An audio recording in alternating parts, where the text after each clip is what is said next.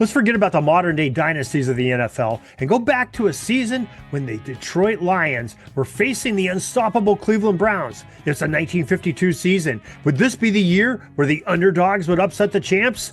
Michigan's very own Randy Snow joins us to tell us about the history of the season and the Detroit Lions versus Cleveland Browns matchup. And it's all coming up with Randy in just a moment.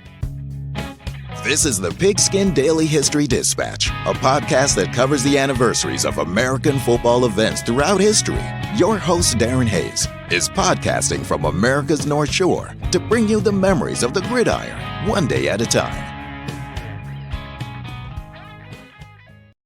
Hello, my football friends. This is Darren Hayes of pigskindispatch.com. Welcome once again to the Pig Pen, your portal to positive football history. And boy, we are having a great time talking about these pre-Super Bowl National Football League championship games. And we are really getting down to the end here, but we have some great games and some great seasons and great teams to talk about in the 1950s and some in the 60s too before we get to the Super Bowl. And we have our friend Randy Snow joining us from the World of Football Kalamazoo, and he's going to talk about his favorite team back again, the Detroit Lions, the top of the heap. Randy, welcome back to the Pig Pen. Thanks, Darren. Thanks for inviting me back again. I must have done something right last time, so you brought me back again. No, Randy, you are always doing something right. You and your son Adam on the World of Football podcast that you have are bringing us so many different varieties of football, not just the mainstream National Football League in college, but you're bringing us the arena leagues and everything else. What do you guys have cooking going up there in Kalamazoo in the World of Football? Oh man, what don't we have going? We're doing a weekly arena football podcast, recapping the games every week. We've been traveling. We did we came to Western New York and we saw you there with the Western New York chapter of the PFRA. So that was fun. So yes, there's always something going on here at the World of Football. Yeah, you had a great presentation on your unique hobby that you have, and maybe you could just tell the audience a little bit about that and maybe where they could see some of your findings. Well, I for years I've been traveling to the graves of football players and coaches and owners, and it's been very fascinating to see where these folks are buried, where their final resting place is. It really makes the person real when you can go to their grave and be standing next to them, and you've read all about them in a book or you've watched a movie about them. It's just fascinating. It really makes them real, not just a story in a book or a magazine or whatever. They are real once you're standing next to their final resting place. And I've been all over the place, several states around the Midwest. Haven't gotten out to California. I think the farthest west was Arlington, Texas. But been over to the East Coast and way up in the UP of Michigan and down in Tennessee. So been a lot of places, seen a lot of graves, and on my website, theworldoffootball.com, you can read stories about all of my grave visits and see pictures of me at the graves on the website under my articles. All right. Well, folks, make sure you check that out. We'll put a link in the show notes of the YouTube video and on the podcast so you can check out Randy's grave sites and check out the great podcast he has with Adam on the World of Football. But we're going to talk about some old school football tonight. Something that's really near and dear to your heart, the Detroit Lions in a championship season. So why don't you tell us what you can about the 1952 season? All right. The 1952 season, you got to remember, it had been 17 years since the Lions last played in an NFL championship game, and that was back in 1935 in Detroit. Now you compare that to today, where it's been 68 years as of recording this podcast with you since Detroit won a championship back in 57. So 17 years doesn't sound like that long a time, but at the time, 52, they had not been in a championship game for 17 years. So this was something new for the fans even back then. But the foundation for this Lions championship team of the 50s really began when the team hired head coach Bo McMillan in 1948. McMillan was only there for 3 seasons from 1948 to 1950, but he began to assemble the key players that would lead the team for about a decade. And he was replaced by Buddy Parker in 1951. And everybody knows Buddy Parker, but Bo McMillan really deserves a lot of credit for building, starting the foundation of that team. And we'll talk about that more in a minute. McMillan signed quarterback Bobby Lane, who was playing with the New York Bulldogs at the time. He also signed Doak Walker, who was a halfback at SMU and the 1948 Heisman Trophy winner. And he also drafted the 1949 Heisman Trophy winner in end Leon Hart from Notre Dame. Uh, Hmm. he was the first overall pick in the 1950 draft by the Lions. All three of these players arrived in Detroit in 1950, and all three are now enshrined in the Pro Football Hall of Fame. So that's why I say Bull McMillan deserves a lot of credit for building the foundation to this 52 team. In 48, McMillan drafted guard Les Bingaman, defensive back Don Dahl, and quarterback Y.A. Tittle, who never played for the Hmm. team, but he still is in the Hall of Fame. In 49, he drafted halfback and defensive back Wally Triplett. He's known for being the first African American who was drafted by a National Football League team and then played in a game. They had drafted African Americans. Well, I don't know if did draft too many African Americans, but they might have, and they didn't play on a team, or they signed free agents who played on a team. But he was the first to actually be drafted and play in an NFL game. Hmm. In 1950, the Lions selected Leon Hart with the first overall pick and tackle Gus Cefelli. Those were a couple of big acquisitions for Detroit at the time. So in 1951, Buddy Parker replaced McMillan, and he selected guard Dick Stanfel, who's also in the Hall of Fame, with a second round pick. He got end Dorn Dibble with a third round pick out of Michigan State, and end Jim Duran with a fifth round pick, and defensive back Jack Christensen with a sixth round pick. Christensen is Yeah. also in the Hall of Fame. So the 1952 draft, the year that they won the championship, he drafted defensive back and punter Yale Larry with a third round pick. He's in the Hall of Fame.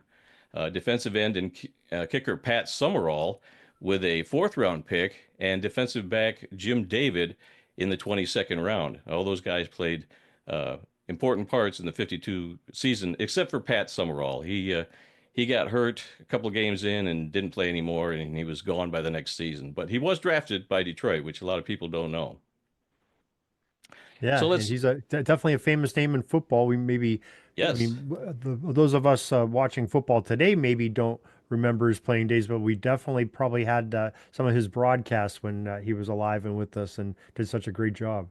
yeah, he and John Madden were just an awesome broadcasting team. They brought so much knowledge to the game. They were just so much fun to watch and listen to. All right, so let's talk about the 52 season. Detroit finished with a 9-3 record. They had 7 home games and only 5 away games. They were 6-1 at home and they were 3-2 on the road. Also, they won all of their preseason games that season, and that was 6 games back in those days for the preseason. I remember those days. They were still doing that into the late 70s. That's when I started watching games, and they were still doing 6 uh, preseason games and 7 if you played in the Hall of Fame game. And I remember Detroit did that one year. So Jeez, that's anyway, half a season right there. yeah, really, yeah, by today's standards.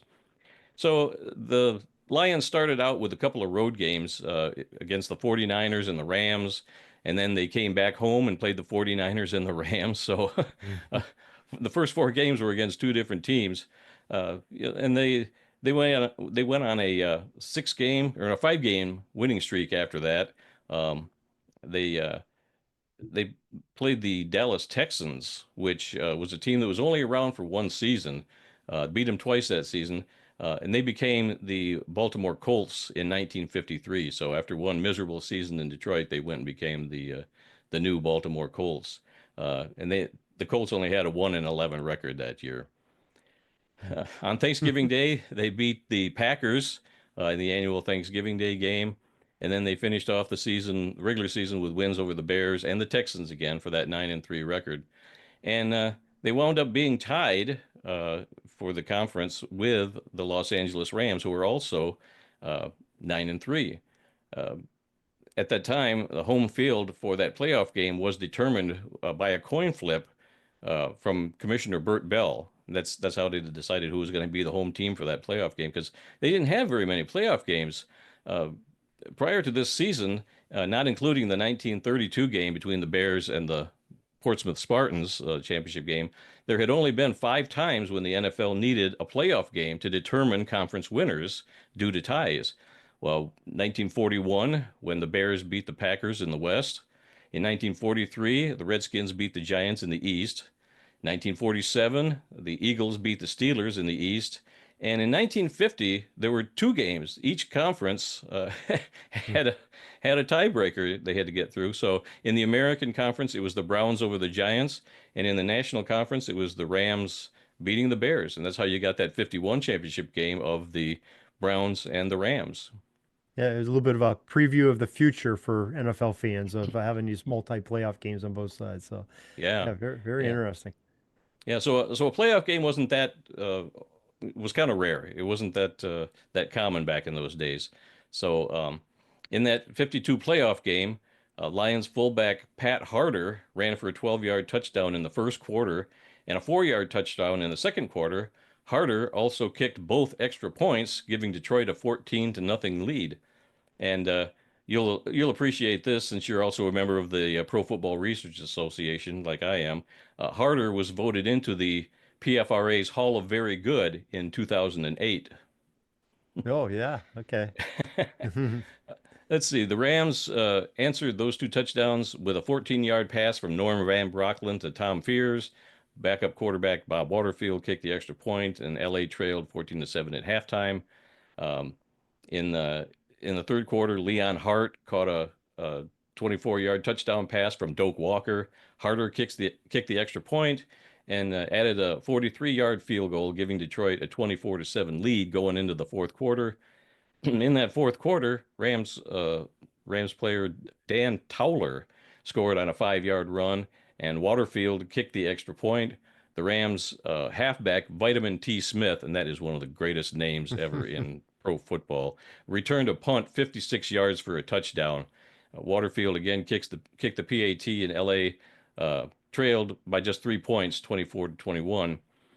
And then Bob Hunchy Hornschmeyer scored on a 9-yard touchdown run for Detroit to end the scoring and send the Lions to the title game.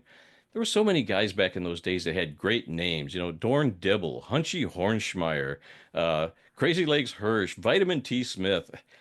Today's players don't have those cool nicknames like they did back then, and it's just so awesome to read those names and hear their stories. It's so much It- fun. yeah, and their nicknames are not are so unique. When you say Crazy Legs, there's only one guy that you think of as an Yep, NFL historian. You know that's Crazy Leg Hirsch, or I guess you could say the same. Maybe in the '80s we had that with like the Refrigerator Perry and things sure. like that. But not as common as they were back in the '40s and the '50s. Right, yeah. Yep. All right, so talking some of the stats from that game against LA, Bobby Lane completed only 9 of 22 passes and no touchdowns in that game. Hmm. And he also threw 4 interceptions, if you can believe that. Pat Harder ran 8 times for 72 yards and 2 touchdowns, and he was the leading rusher for the Lions that day. Now, for the Rams, Norm Van Brocklin was 15 of 19 passing for 166 yards and a touchdown. Tom Fears ran 7 times for 76 yards and a touchdown, and Elroy Crazy Legs Hirsch ran 5 times for 46 yards in the game. Dick Night Train Lane was a rookie with the Rams that season, but he did not play in the playoff game against Detroit due to an injury that he sustained during the regular season. Lane set an NFL record that year in Los Angeles with 14 interceptions, which is a record that still stands today. That's incredible. Watching Yeah. the highlights of his of all the interceptions, he just knew how to anticipate where the ball was going to be, and he went and got it, and he was just something else. Everybody, associates him with the Lions, but he started out with the Rams, and there was a chance he would have played in a championship game against them had he, gotten past this game, but it didn't happen. Yeah, how the turns of drama in the NFL. You can go back and look at little things like that, with these Yep, teams and playing players playing for teams in the championship and then reverting to that team and making their hay with that team yeah, with his night train did with the Lions. exactly, yeah. So let's talk about that 52 championship game, which was played on December 28th, 1952, in Cleveland's Municipal Stadium. The Browns came in with an 8-4 record, and it was their third straight NFL championship game for the Browns. I mean, they had four others in the AAFC, but this was the third straight that they were playing in the NFL. Yeah, so seven straight, and they were 5-1, losing just the year before to the Rams was the only loss in a championship game up until that point. Yeah, that's pretty amazing. And you look at these conference, battles that are going on. You talked about the national conference with the Lions and the Rams battling it out. Well, San Francisco and Green Bay were right behind them. They were only a couple games separating them. And Yeah. over in the American Conference, the Browns were challenged by the Eagles and the Giants, who both finished at 7-5, game behind. And the Steelers were a few games behind that, but really some competitive challenges in these divisional races. Yeah, yeah, it was I think it was a lot more competitive back then with you know they didn't have the salary cap they had to deal with and a Hmm. lot of the things they got to deal with today, so they could basically get the best players if they really wanted them. Yeah, but it's how exciting it had to be when it goes right down to the last week, and you have to play and win your final games, which we don't get to see too often anymore in the NFL. That's true. Yeah, things are probably, pretty much set by Thanksgiving sometimes for certain teams, but yeah, it's exciting when the fans don't know right up to the last week of the season who's making the playoffs or who's going to be in that championship game. You're right. Yeah, and let's not forget when you talked about Cleveland with all those championships, the city of Cleveland, before the AAFC, you had the Cleveland Rams in 1945 winning the championship Yep. for National Football League. So they had like a decade, the city of Cleveland did, of championships in pro football. Yeah. Yeah. People think bad of Cleveland these days because they haven't been very good for a long time. I think their last championship was what, 64 for the Browns and Jim Brown's rookie season. But yeah, between the Cleveland Rams winning one and the Cleveland Browns winning multiple ones, Cleveland has a rich history of having championship football teams in that town. Yeah, in this series, we were talking about Cleveland, like I said, almost 10 straight seasons here Yes. for these championship games. So Paul Yep. Brown has got mentioned quite a bit. Yes, absolutely. As he should. Yeah, that most definitely, and Autogram and the rest of the folks too. So tell us what goes on in this great championship game. These two, the stalwarts of football, meeting very talented laden teams, Hall of Famers all over the place. Their coaches are, exceptional on both sides. These guys are pretty evenly matched. Right. So it's surprising that there was no scoring in the first quarter of this championship game. The defenses showed that hey, we can play football too, and so it was nothing at the end of the first quarter. But in the second quarter, the Lions took a 7-0 lead thanks to a 2-yard run by Bobby Lane and a Pat Harder PAT, and that's how the first half ended, 7-0. In the third quarter, Doak Walker scored a 67-yard touchdown run, giving the Lions a 14-0 lead. The Browns answered with a 7-yard run by fullback Harry Jagade, I think I'm pronouncing that right, to make the score 14-7. In the fourth quarter, the Browns were threatening to tie the game, but a fourth down pass by Otto Graham was broken up by the Lions defense, and Detroit took over on downs at their own 20-yard line. The Lions added a 36-yard field goal by Pat Harder with just under 6 minutes remaining, and Detroit led 17-7. The Browns threatened late again in this game as Otto Graham completed a touchdown pass to Daryl Pete Brewster, but a penalty negated the score, and Detroit took over once again on their own 20-yard line. Uh, the reason for the penalty was that the ball was tipped by halfback Ray Renfro of the Browns to Brewster in the end zone, and at the time, that was a penalty, if you can believe it or not, Hmm. because the T formation was relatively new, and that was one of the rules under the T formation was that two offensive receivers or players could not touch the ball on the same play. So they ruled that that was a penalty, and they took the score away from Cleveland. And think about that rule carried all the way into the 1970s, the Immaculate Reception. That was the argument for the Immaculate Mm, Reception, saying Frenchie Fuqua touched it before mm, Franco Harris caught it, and mm. among other controversies on that play. But yeah, that, I mean, that was a big time rule for years and years in the National Football League, Yeah, which we don't recognize it today. But yeah, yeah, it makes no sense, but that's the way it was. But after that, the Lions ran out the clock for that 17-7 win. There were a number of Hall of Famers in this game. I counted 14. I might have missed one or two, but uh, there were six for Detroit and eight for Cleveland. The Browns had Otto Graham, Luke Groza, Marion Motley, Bill Willis, Len Ford, Max Speedy, Frank Gatsky, and mm. rookie defensive back by the name of Don Shula. People forget that he was a rookie on that Browns team also that year.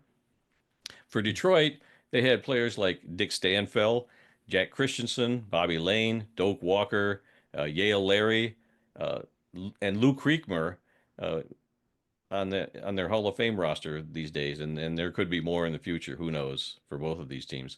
Um, Defensive back Don Dahl, I mentioned him being one of the draft picks in the 50s.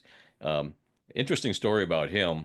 He served in the Navy in 1945 aboard the USS Missouri in the South Pacific, and he was on hand to witness the surrender of the Japanese to the United States on that ship in Tokyo Harbor. I think you might have seen the footage of the Japanese ambassador coming in a tuxedo and a big top hat to sign the official surrender papers, and all the guys that were on assigned to the ship were just standing all over the decks watching this. And Don Dahl, who played in this game, was one of those players that was there to actually see history being made. So I thought that was a really interesting fact. It's got nothing to do with the game, but I just thought that was an extremely interesting fact that he was there to be a firsthand witness to history like that. And I talked about Y.A. Tittle being drafted by the Lions. Never played for the team. He signed with the Browns of the AAFC instead, and uh, and he was traded to the AAFC's Baltimore Colts and played for the Colts from 48 to 50. But he's more famous, known for the $1 million backfield in San Francisco and for playing with the New York Giants. But again, he was drafted by Detroit, and what if they had him, would they have gotten Bobby Lane? If he'd worked out the way he did eventually, we may not have gotten Bobby Lane. So it would have been a different Detroit Lions team at that time. Yeah, that's an interesting point. And think about what would have happened to the rest of the NFL, the 49ers and the Giants if Yep. YA, is a Lion, maybe he's a Lion for life and they never let him go. And where does Lane go from there, Yeah. Yeah. Really. Also, in the 52 draft, they picked up Pat Summerall. Like I said, he was injured in the second game of the 52 season while returning a punt versus the Rams, ironically, and he did not play the rest of the season. And he was sent to the Chicago Cardinals the following season. So that was his 2 games for Detroit, and Pat Summerall was history in Detroit. Yeah, let me just lay out a reminder for the listeners because you're hearing like some are always talking about being a punter, and then you're saying he's get hurts by punt. We have to remember that the substitution rules were a little bit different than they are now. It wasn't free substitution like we have now. I believe back in that era of college and pro football, you had to change. Was it every quarter or half? You could if you were substituted for during a half, you couldn't return until the second half, I believe is how it was. So Yeah. you had to have like you talked about Pat Harter running for a touchdown and then kicking an extra point. Well, you couldn't even bring your kicker on. You couldn't have special teams players. It was whatever 11 were on the field played offense, defense, special teams, the whole ball of wax until they were subbed for. So Yeah. interesting point. And and Pat Summerall also played defensive end. A lot of these guys played both sides of the ball. So not only was a kicker and a kick returner, but he played defensive end too. So yeah, they did it all back then. Real Iron Man football back in those days. Yeah, most definitely. We had the opportunity last summer to talk to Dick LeBeau, famous Lion, who didn't play on Hmm. this team, Yep. but Dick was telling us that he at Ohio State under Woody Hayes scored Ohio State's first two-point conversion as a running back. Mm. We always think about Dick LeBeau as a great defensive coordinator and a great Right. defensive back. With Right. the Lions and playing with Yale Larry and Night Train Lane, and what a defensive backfield that was. But just Yeah. some interesting points. These guys were studs and played truly 60 minutes, and really were really legends of the game. I don't even think anybody could compare to them in today's game, what these guys Yeah. had to do. And they played for a fraction of the money that the guys are making today, who only play one position. Like you're the long snapper on the team, so you come in just to long snap on punts and field goals and whatnot. Yeah, and they're making more than these guys ever did back then. So you got to tip your hat to the old time football players in the NFL and in college. Yeah, they really set the stage so these guys today could be millionaires Yes, that they would never were. yeah. So let's talk about a few stats from this 52 championship game. Get this, Bobby Lane was 7 of 9 passing for 68 yards and did not throw a touchdown pass. He also ran 9 times for 47 yards and did score a rushing touchdown. But yeah, everybody thinks that, oh, it was just Lane slinging the ball back and forth and scoring all kinds of touchdowns. That was not the case in this game. Doak Walker ran the ball 10 times for 97 yards and also had a rushing touchdown. Conversely, Otto Graham was 20 of 35 passing in this game for 191 yards, but no touchdowns. He did have an interception and he ran 7 times for 23 yards. Harry Shagade ran 15 times for 104 yards and a touchdown. Marion Motley, who you would think would have a big day, he only ran the ball 6 times, but he ran for 74 yards, no touchdowns. So that's the stats don't lie. I mean, uh, I think Cleveland just had a bad day against Detroit. I'm not taking anything away from Detroit, but uh, you know, uh, Bobby Lane didn't have a great day, but Otto Graham did, and um, it it turned out to be a great Lions victory, one of many in that decade for Detroit. Yeah, if you almost listen to that stat line, you would think it was 17-7 the opposite way. But Right. Detroit coming off and winning it. But just think about the how good the defenses were on both sides of that to have these, Yeah. when you're talking about these Hall of Famers, yeah, they played both ways, like we said. But most of these guys, when you're thinking about Bobby Lane, you think about him as a quarterback. Otto Graham, you think as a quarterback. You don't think about their defensive skills. But these guys still had to go out and ball out as well as Marion Motley and the others that we mentioned. But most of those were guys that we think of as offensive greats in the game of football. Right. Yeah. Yeah. But very different time back then.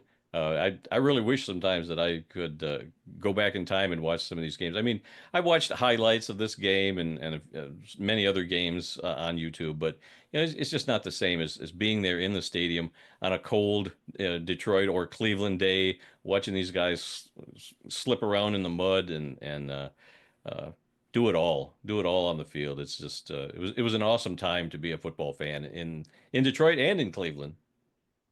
Well, the good news is if you did live back in that time, you'd get to see this matchup quite a bit in the 1950s because I think darn near half of the Yeah, championship games in the 1950s were Cleveland and Detroit playing and duking it out with yeah, these talented rosters. And what a fantastic ride that must have been for both of those cities. yeah. They met 4 times in championship games, and this was just the first of 4 for these two teams. Yeah. Well, Randy, that is a great explanation of the 52 season and spelling out who these great legends of the game were on both sides and telling us about the playoff and the championship game. And you guys, like we said earlier, you and Adam do a lot of this in the world of football. And one interesting aspect that I love watching in your is when you do your little tidbits on history. You have the little short segment you have near the end of your programs, and those are Mm. awesome. Maybe you could tell folks a little bit about that. Well, we do have we used to do uh, I called it a 2-minute history lesson, just a quick little story. And one of them was about Don Dahl. But we don't actually do them during our podcast anymore. Since we've gone to YouTube, we now do those as a history lesson on YouTube. And in fact, when I was researching this, I found that story about Don Dahl, and I said, yeah, I've got to put that on YouTube. So I'm going to be making a YouTube video out of that. We'll show some footage of Don Dahl, and we'll show some footage of the surrender on the USS Missouri. So yeah, and I'm going back and I'm taking a lot of the old quick history lessons that we used to do, and we're transferring those onto YouTube videos. So that's one of the many projects we've got going here. Oh, that is an awesome thing to do, because the nice thing about YouTube is how they came up with those YouTube shorts, so you could get those short little quick hitters of history.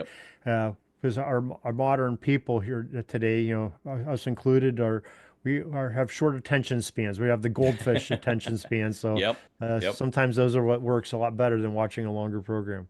But Randy, we really appreciate you coming on today and sharing this history of the Detroit Lions and a National Football League championship game in 1952. And we would love to have you come back and tell us about 1953 in our next segment in the series. Sure. That's a whole nother story for another day. But Darren, I want to thank you for inviting me to do this. I didn't know a whole lot about the 52 game. And when you asked me to do this and the 35 championship game, I had to really research it, because I knew some things, but not a whole lot. But thanks to you, I really dove into it, and I got a lot of facts and learned a lot. And so I want to thank you for that, for forcing me to do the research and come on your show and present. Yeah, I really had to twist your arm. Well, as soon as you said Detroit Lions, I'm like, okay, I can make this happen. Now, what do I need to do? Yeah, I need to do a lot of research and watch some YouTube. And I've got many books on the Detroit Lions, so that was a big help to talking about the different championship games. So I've got it here in my research library, but still, I appreciate you asking me to do it. All right. Well, Randy, we will catch you next Monday and talking about this championship of 53 again with the Lions and the Browns. Okay. Some of the same players, but a different story. That's all the football history we have today, folks. Join us back tomorrow for more of your football history. We invite you to check out our website, pigskindispatch.com, not only to see the daily football history, but to experience positive football with our many articles on the good people of the game, as well as our own football comic strip, Cleat Marks Comics.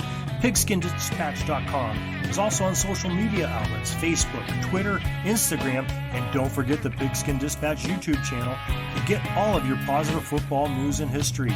Special thanks to the talents of Mike and Gene Monroe, as well as Jason Neff, for letting us use their music during our podcast. This podcast is part of the Sports History Network, your headquarters for the yesteryear of your favorite sport.